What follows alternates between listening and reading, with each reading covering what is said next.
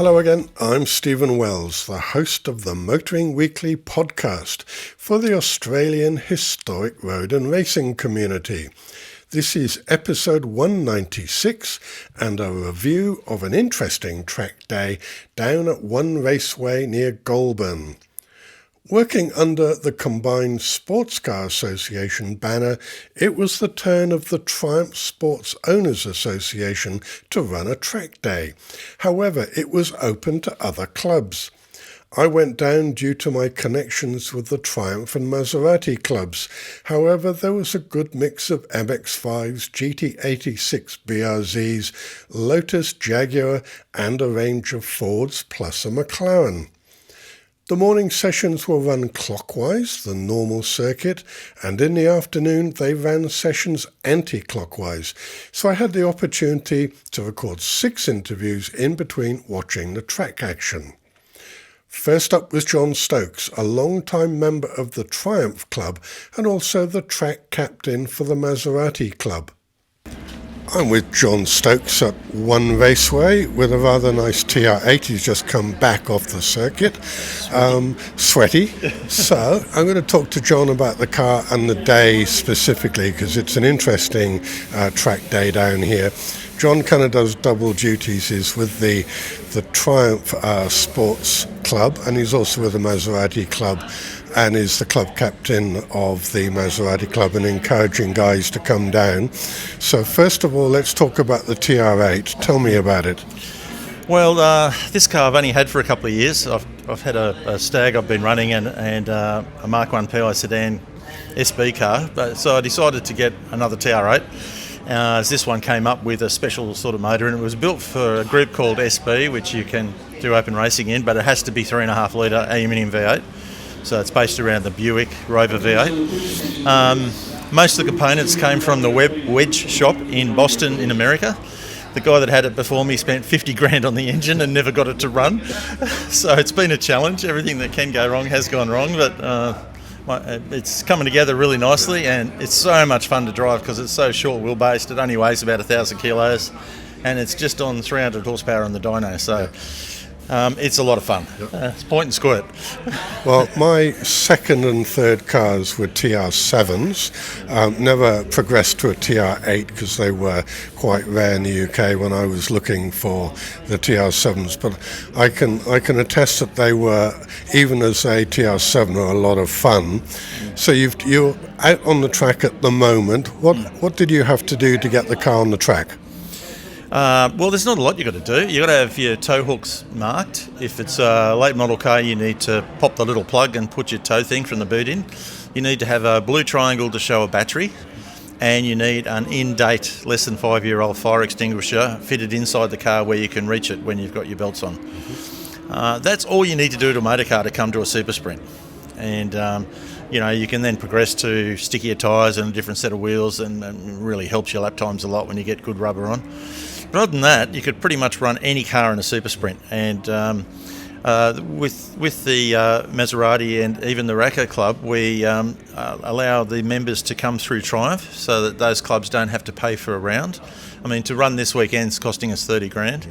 So, as the Triumph Club, it's a big commitment. But having all the other clubs join in really makes it work. And the guys are here having a lovely time. So that's what it's all about, is this friendship amongst all the races. Well, it's certainly, when I wandered around the paddock when I got here, I look at, there's some old Jags over in one side, you got the MX-5s, the BRZs and other bits and pieces. So it is a hell of a mix of vehicles out today. Yeah, well, the Combined Sports Car Association started a long time ago, and I've always run it. I'm running it over 40 years through the Triumph Club, but it used to be all British clubs, but clubs like MG Sydney, Morgan, and several other clubs dropped out. And where the interest seemed to arise was we had quite a few guys through Triumph running MX-5s. And we said, well, why don't we invite the MX-5 group to come along?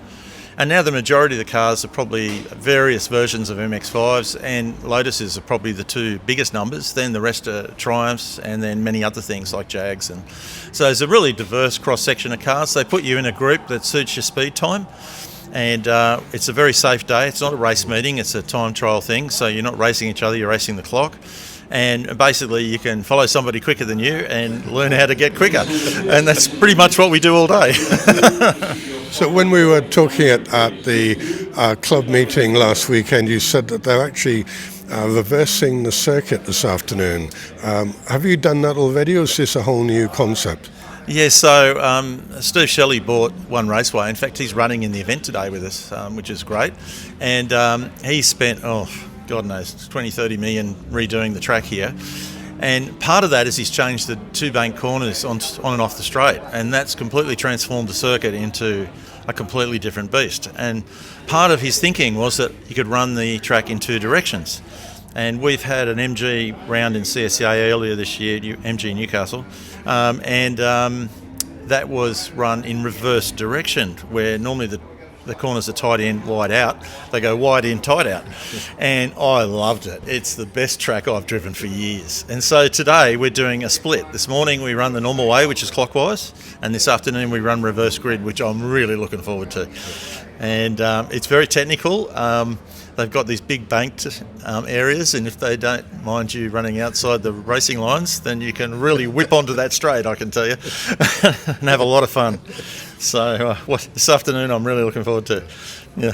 I'm actually looking forward to seeing that happen, because I've been down here numerous times and only seen it run the traditional way. So to see how you guys deal with the reverse is going to be absolutely fascinating.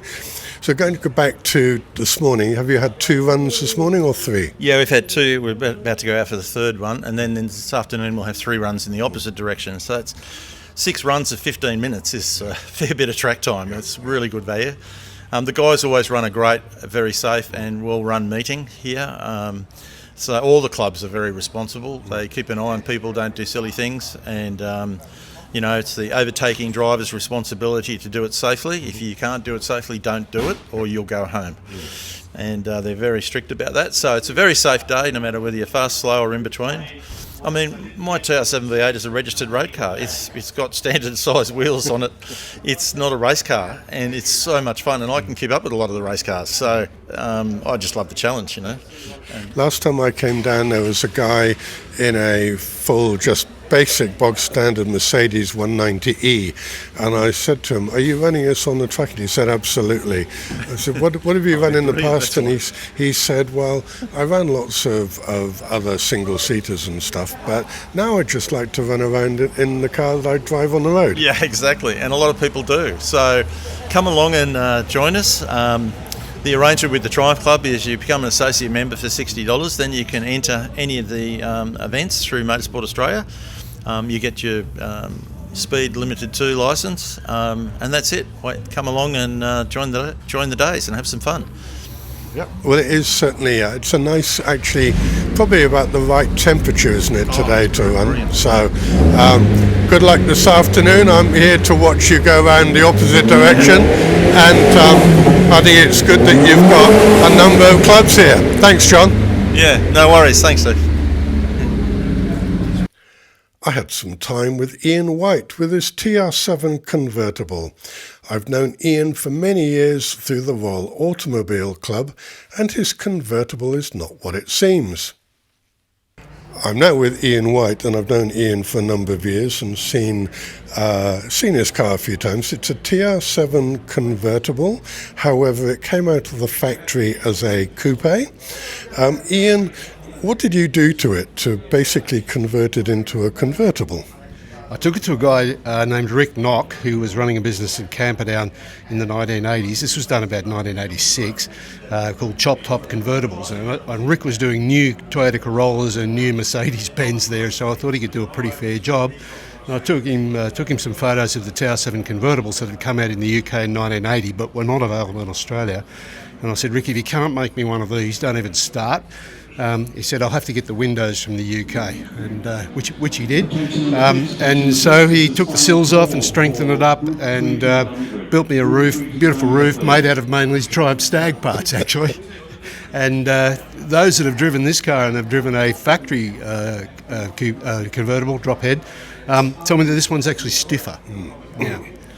I could imagine that, because now having to cut the roof off and do that extra work, which they would have done a reasonable amount in the factory, but having somebody who knows what he's doing locally has done a very good job on converting it. You wouldn't tell that it was not an original convertible. Well, the purists would note that the top of the quarter windows are not flat. They have a slight sweep, which I actually think looks a bit better. Yeah. And pretty much that's about it. A slight rib in the boot.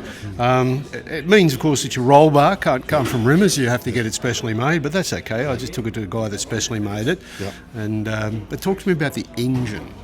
Okay, tell me about the engine, Ian.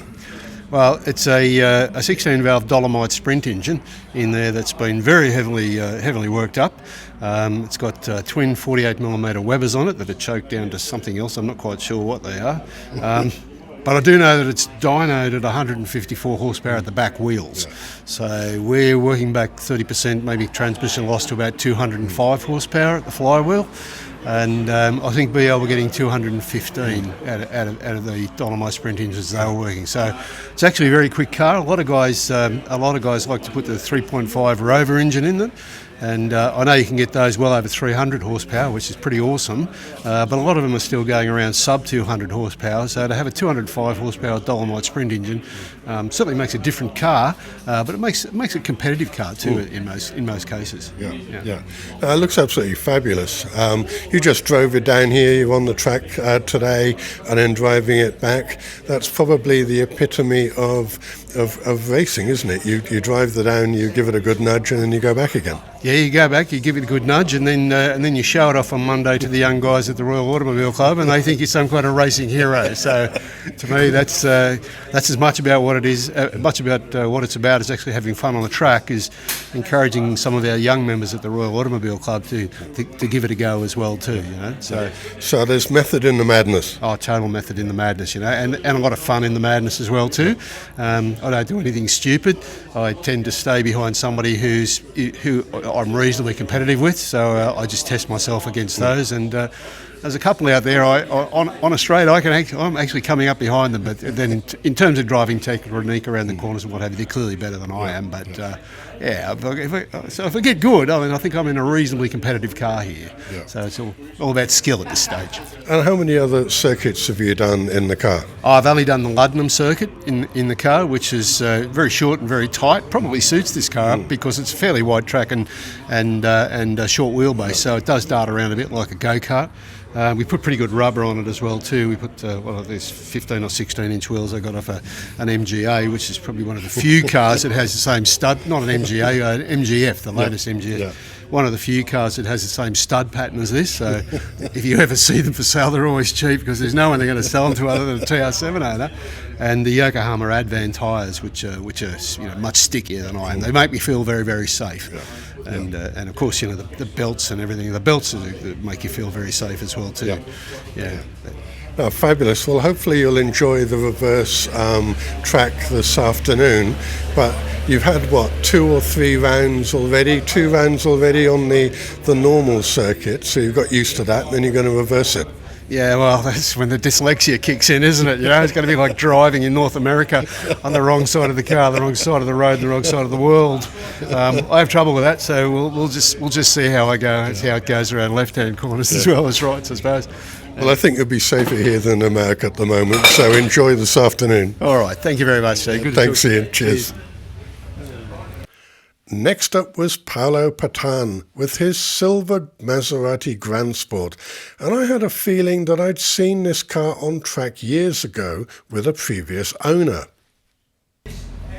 So now I'm with Paolo Patan and his very gorgeous silver Maserati Grand Sport. You've just come back from your run. How was it for you? It was an amazing experience. The car, every lap, every time I'm going out there is just getting better and better.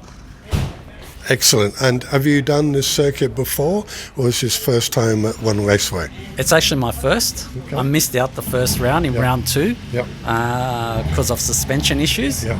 So I missed out, unfortunately, on that one. So this is my first day out on this one. Yep. And I have to say, hell of a run. Have you run anything else competitive before? Just at Eastern Creek. So I've come from motorbikes, racing motorbikes at Eastern Creek for years and years, but now older and wiser, so my risk assessment's a little bit higher. So taking less risks. So having been in a car still gives me that passion to follow. But keeping me a little bit safer. Yeah. Well, I think, having that experience on track on a bike certainly will help you with any track, because you'll understand where you need to be, albeit a tad wider than a bike, but you still know where to put the vehicle on the track as you're going round, and then it's just a matter of honing those lines as you go through the day. Absolutely. Having that racing line is super important, and very hard to not copy the guy in front of you, so it's always good to make sure you've got your own line, you're running your own race, because every car's set up differently. Yeah. And from the Grand Sport perspective, anything different about it? So with my car so far, I haven't done too much except for the springs. Just working on the suspension at the moment and improving that. Moving forward, I'm probably going to work on the exhaust, allowing it to breathe a little bit better and give me a little bit of sound on the outside of the vehicle. Because inside the vehicle, it's all about the theatre. So I'm just trying to replicate that theatre outside the vehicle. Yeah. But also, mainly, is to improve performance. Yeah. So. But yeah, so far the Grand Sport, there's not really a lot you have to do to the car. Yeah. It's pretty set up to get you off the road and on the track at a flick. So not much has to go into it to turn it from a tame lady to a wild beast. Well, the only thing I did to mine was put lightweight rotors on all four corners. I left everything as standard, and also put braided brake lines on, because I didn't feel that the pedal was hard enough for me. But I can understand your enthusiasm, because these are absolutely sensational, both on the road and on the track, and yours just looks gorgeous. Well, yeah, it's a passion now for me. It's become a project, an investment, an empty pocket. So yeah, but it's all good. That's a good car if it becomes all of those at the same time. Yeah, pretty much. Great. Why not do it? It puts a smile on my face, and that's what's important. You enjoy the little things in life. Indeed, and then this afternoon you're doing a reverse track, so that'll be an interesting experience. I'm looking forward to watching you guys, because I understand the track on the normal configuration, but I've never seen anybody go round the opposite direction, so I will be on the pit wall looking at you guys coming round. Yeah, it's going to be interesting to see now that you're getting used to the clockwise direction to see how the anti-clockwise is going to work. Might be better. You never know. Who knows? Well, good luck this afternoon and enjoy the rest of the day. Thank you so much. Thank you. After Paolo, I spoke with Shane Barnes, also in a Maserati Grand Sport, one that has a competition history. Next up is Shane Barnes with another Maserati Grand Sport that's come down all the way from Tamworth to Goulburn for the day, and I know he's enjoying his run. First of all, Shane, is the car standard, or have you done anything to it? Well, I usually enter it in standard events, but the previous owner lowered the suspension and ruined it. So I fitted some KW, which haven't really got the correct springs on them, but it is a lot better. Yeah. And then other than that, prior to me purchasing it, I think the first owner put a Italian exhaust system which has got a very different note to usual Grand Sports. And that system composes of X-pipe in the middle and straight through mufflers. There's no valve in there. So that's called an Italian X-Ost exhaust system, which is not very common. So other than that, I'm running 18-inch wheels with AR1 Nanking race tyres at the track, which I transport via the back seat that I take out and put the seat belts through two at a time and hold them in place. So how many of these days have you done? Not very many. In Tamworth we have a little go-kart track that I've been to 3 or 4 times. We did Challenge Bathurst, which is in November each year, which is a fabulous event, a great bucket list, and they will grade you so that you don't have to be worried about entering. They'll put you down the back in a slower grade. And other than that, I have had a few different navigators for 5 years in the Targa Classica, which originally was called the Targa Flurio. And then, so a friend of mine went with me the first year. We didn't have a clue what was going on. The second year, my wife and I did it together, and we're still married. And the third year, my daughter, who is a pharmacist, came along to navigate.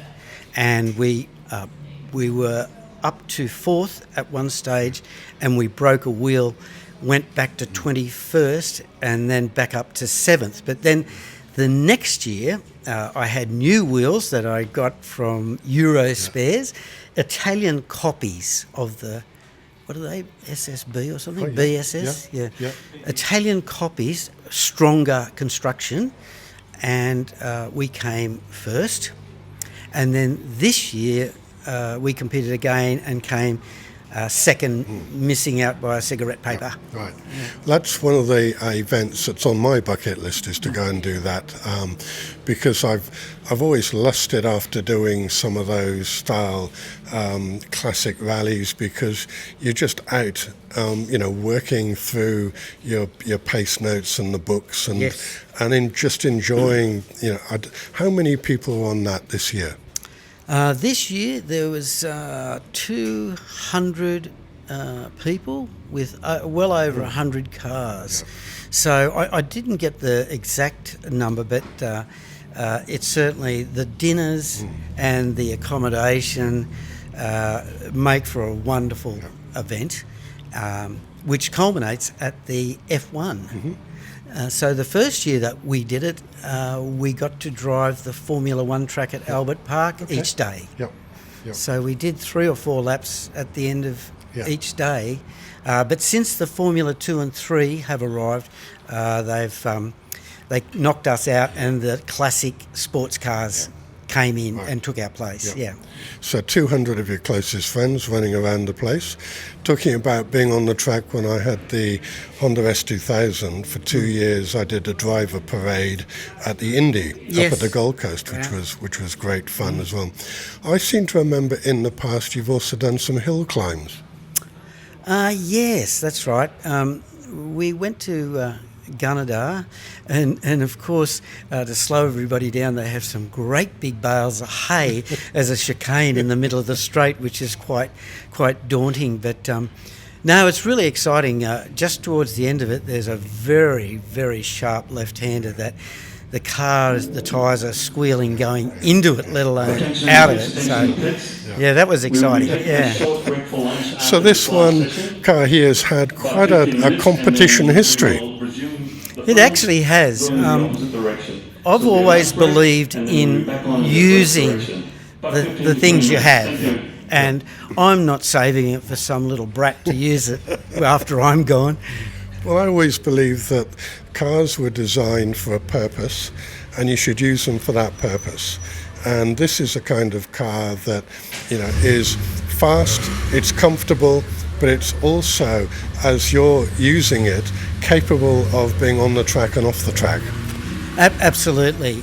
I've been at Eastern Creek in it, and I've been up against A-graders in twin-turbo BMW 6s, and this thing's acquitted itself very well. Well, that's the thing. People often look at them and think they're a bit long in the tooth, but compared to a modern car. But the reality is they are very reliable, and they're still good fun to pilot. Yes, well, when we went to the first Targa, and we were all gridded up behind the grandstand for people to view the cars, I met a lovely fellow that's very involved in the Targa, And he came along and said, "Shane, do you realise what this car is?" And I said, "Yes, I do realise what it is. It's actually a Ferrari with a Maserati badge on it." And he said, "Most people don't know that." He said, "It's the cheapest semi-competition Italian car you can buy with a transaxle transmission. This is more in line with the Ferrari based style of car." And yes, I mean, whilst Ferrari didn't want it to be any better than their cars, it certainly runs a close second. Well, I think when you talk about that, there are two different structures, aren't there? So you've got the base block is used for two different purposes, Yes. and they go into cars that are designed for two different purposes. Yes. So you've got a Grand Tourer here and the Grand Sport, as it's called. Yes. But then you've got on the Ferrari side, you've got a completely different vehicle. Yes. That's kitted out and tuned for very different purpose. So it's very difficult to compare apples with apples because they're meant for two different things. Yes, well, the most similar to this car, I believe, is the 430 Ferrari. The main difference with that is the engine's in the rear and it has much more ram air, and it also is a flat plane crank, which is used for more competition work, whereas this is a cross-plane crank, which is a smoother, more livable style of motor. And that's the biggest difference. Rear engine as opposed to front engine. But the other thing is that you can get 4 people in this one. That's very well. You can't with me because I'm 6'5". This is a real family car, this one. Make sure you let your wife know it's a family car. Well, when I had mine, because I am so tall, the back seats were hardly used. Yeah. And now I've got a bi-turbo. The seats are fully back. It's literally a parcel shelf on the back. You couldn't get anybody in the back of it at all. But I will look out for you on the track this afternoon because I do want to see how you go with the reverse circuit. I'm fascinated to see how that goes. Thank you, Shane. It's been good to catch up and talk the car and also the Targa Classica. Yes, absolutely. Thank you. Thanks, Shane. Then I wandered over to talk with a couple of the Jaguar owners and met with Jeff, who was running a late model S-Type, not the 60s car, but one of the turn-of-the-century models with a 3-litre based on Ford's Geotech motor, which in turn was designed by Porsche with help from Cosworth.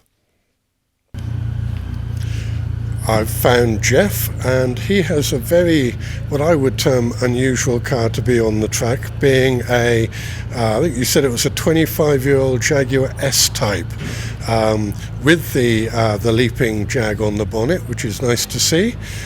So tell me, first of all, about the car. Well, I've had it for about 7 or 8 years now. I bought it specifically to go on the track. It was cheap to buy, and it was in much better condition than what it is today. It used to be an automatic, but the gearbox blew up a couple of years ago. So my son-in-law and I, we put a 5-speed manual Gertrag gearbox in it, which has made it a much better track car. Otherwise I have very few problems with it, you know. So if I'm looking at through the windscreen, you've got a bucket seat and a harness in there, obviously for safety purposes. It looks like it's been round the track quite a few times. It has. It's probably the last 7 or 8 years. I do 7 or 8 events every year in it. Yep. So. And are these type of days when you're out here at One Raceway, or do you do some of the other historic racing as well? Well, I don't actually do historic racing because the car's not old enough for it to be historic. But getting close. It's getting close, yeah. I did once try to enter it in a historic event and got rejected. So, but the reason for the race seat is because the standard seats are very nice leather and all that.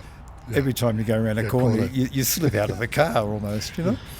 I actually interviewed a guy with a Bristol 403 last weekend, and it's still got the original seats in. He said the biggest problem was going round corners because you're sliding, trying to brake and then change gear and get the car balanced, but your bum is going all over the place. That's a good description of what happens when you go around a corner with with nice seats. Yeah. It's got the racing stripe on it. It's a fascinating car. What's it like on the track? I find it really good. I'm real happy with it. I used to have a Mazda MX-5 that we brought to the track, but to me that was too small. It was a great little car, but small. This is bigger, seems to be a bit more sort of manly, No, it's a good track car. Yeah. We've done a few modifications to the suspension. We put racing springs in it, which lowered it. Yep. We've altered the camber on the front wheels, put bigger wheels and tyres on it. Yep. And it is road registered, so I can still drive it on the road. Yep. And it was going to be my next question, what have you done to get it ready for the track? So you've really just made sure that it sticks on the ground and you've got a bit more rubber there. Yes, yeah, just modified the suspension. Oh, and we did put much bigger brakes on the front of it. Yeah. We got the brakes out of a later XF model Jag. Okay. All right. And they basically just bolted straight on. Well, that's interesting. But I guess the XF was an evolution, probably in theory. It was supposed to be the S-type, evolving. So, there are a few bits and pieces that you can swap over. Yep. Not many, but the brakes was one of them. Yes. And what size motor? I can't remember what motors these had. This one only has a 3-litre V6 petrol. It's not a diesel. The diesel would be entertaining on the track, I'm sure. And then didn't they have a V8 in them as well for a while? Yeah, you can get them with a 4.2-litre supercharged V8. Yeah. But I had a friend that had one of those, and he gave me the opportunity to drive it once, and I reckon I would put it into a wall. Which group are you in then? Are you with the other Jags, and what other cars have you got in the group? Yeah, there's 3 Mark II Jags in the group here today. Yeah. We usually get about 3 Mark IIs in my S-type. Yeah. When the Jaguar hold their event every year, we get a bigger variety of Jags, naturally enough. Yeah. And do you take it up to the old British Day? No, I don't. I think it would actually look quite good up there because everybody else's cars are fairly pristine and are show cars, and yours is a workhorse. Yeah, well, that's right. I've found a lot of the members of the club, they have beautiful looking Jaguars in immaculate condition. To me, a car is meant to be driven. Yep. And when I first bought this, mind you, it was like a new car. Yeah. And to me, it was bought to go to the track. Yep. And that's where it's been. Yeah. Well, I was saying to one of the other guys earlier that, the cars are designed for specific purpose and to be able to use them. And obviously Jaguar's got a heritage of being on the track, so there's no reason why an S-Type couldn't follow suit. Because the heritage is there of their Le Mans wins, and certainly the Mark IIs in the 60s were all dominant. Yeah, well, they've got the potential to be a really good track car. You just have to experiment with them. Yes. And when you think about it, even in the old days with the Mark IIs, they were mostly modified too, the ones that were taken to the track. They weren't standard cars, Yeah. So I look at it the same way. I've got a standard S-Type and I've modified it to suit the track. Yeah. I just think it looks like it's been on many tracks in its life. It's got a few dents and a few cracks and bits and pieces, and looks like it's got a tad hot at times with the cracked racing stripe on it. It shows that it's had a worthy track life since you've had it. Oh, it has, yeah. I mean, I've been to all the tracks around Sydney, I've taken it down to Winton in Victoria. And the good thing about it is because it's road registered, I can drive to the track. I only need one spot to park it, whereas people that trailer their cars, they need 3 spots. Or they block the middle as they're doing here. Yeah. So, I've just got to keep my fingers crossed that it survives the day at the track. And this afternoon you're doing the circuit in the reverse direction. Do you have any thoughts on that? Well, it should be fun. I have done it before in the reverse direction, and I didn't like it as much as the proper way around. But it's different. It's like a whole brand new track. So it's good. Well, I'll look out for you on the track when you go out next, because it'll be good to see the cars doing that reverse anyway, and it's great to see a 25-year-old Jag being used properly. Thank you, Jeff. Yeah, that's right. It is being used properly. Thanks a lot. That's okay. No worries. My last interview was with Lionel Walker, who had brought an early 60s Jaguar Mark II. I'm now with Lionel Walker. He's got an older Jag. So tell me, which one of you is yours? The red one. So the red one, Mark II, how old is it? Was originally built for Appendix J in 1981. Okay. And the base car, was that early 60s? It's a 60s, 60s Mark II Jaguar. So when I was born, my parents had a Morgan, and they couldn't put 3 boys in the back. So my father went and bought a range of Mark IIs and 240s, and we used to go into Europe in them quite a lot. Every year we'd spend 6 days in a Mark II or 240 going into Europe. So I have fond memories of this particular model. Yes, so have I actually. My father bought a Mark I 2.4 and then sold that and bought a 3.8 Mark II. Right. And I basically learnt to drive in it. And now you're here on the track, enjoying it.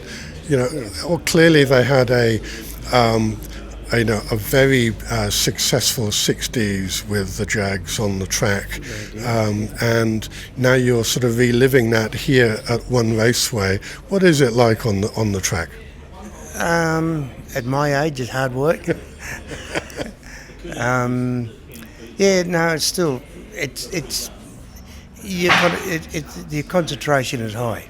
The level of concentration is high, and you end up having a bit of a headache at the end of the run. It's because it is tiring. It's you can see why these guys in the Formula One are classified as being extreme athletes, because what they've got to do for 2 hours is incredible.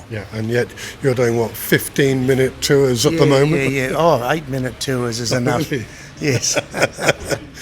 And then how long have you been running it in this configuration? I first got involved with the car in 1985, and then we together with the chap that built it originally.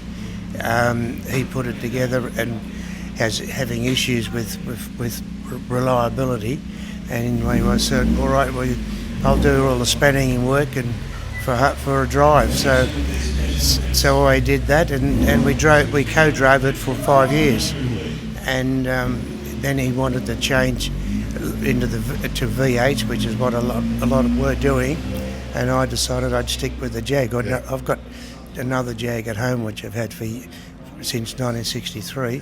It's an XK, and so I then took over the running of this one.